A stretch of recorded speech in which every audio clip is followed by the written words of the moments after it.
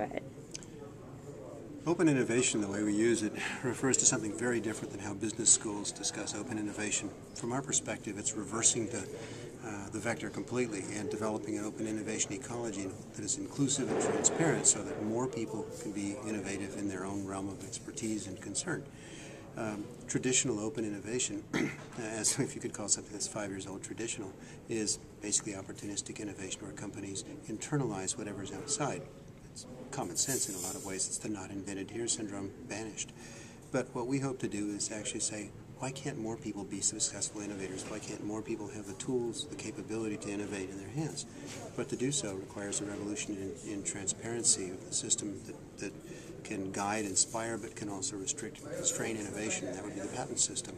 It turns out that the patent system is the most powerful enabling literature that exists in the world. Most of it's not under copyright.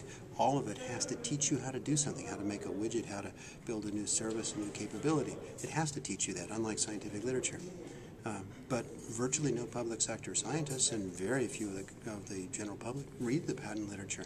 It's very hard to find, it's very hard to understand, and the initiative for open innovation that we're promulgating now, that we're developing, is setting out to completely change that, to make a transparent, effective cyber infrastructure that can be open to anyone in the world in any language to actually understand patents in their context, both their business context, their practice context, and ideally in their language, so that anyone who wants to solve a problem that may have already been solved can understand and take inspiration from it. And if those patents present problems, they can overcome those problems by understanding them and bypassing them or negotiating with the rights holder.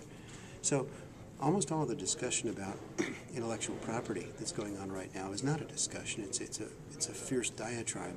And what we really need is evidence bases to move forward so we can have fine-grained policy, fine-grained practice that actually just refers to what's really happening on the ground.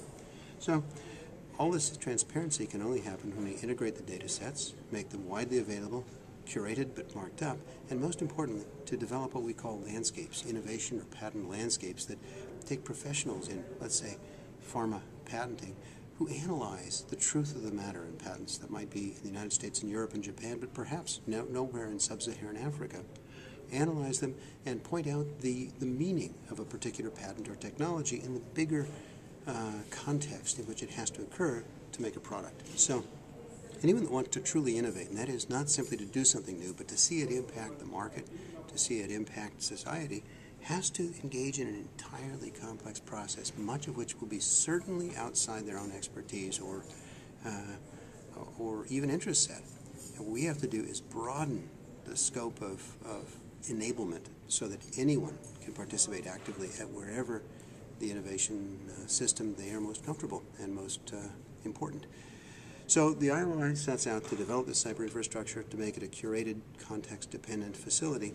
And then the second part of it is to develop tools in which we can work as a community to create value within that innovation ecosystem. So we're also developing new licensing paradigms and new legal instruments to share and to collaborate that are somewhat evocative of those in the open source community in software, but really go beyond it to deal with many of the complexities of long timeline, high capital threshold innovation, where the recruitment of capital by investors and small business is critical to the success. We have to understand the business imperatives and the business constraints, and we have to build legal instruments and normative instruments that allow us to collaborate and innovate within those constraints. So these are the two components of the IOI, the Initiative for Open Innovation, to build a cyber infrastructure based on the patent lens on the one hand, which will be community enhanced but credibly curated, and on the other hand, to develop new tools, new legal instruments, new policy instruments that can allow the public sector to be a more effective engine for innovation, not simply for discovery and for career advancement,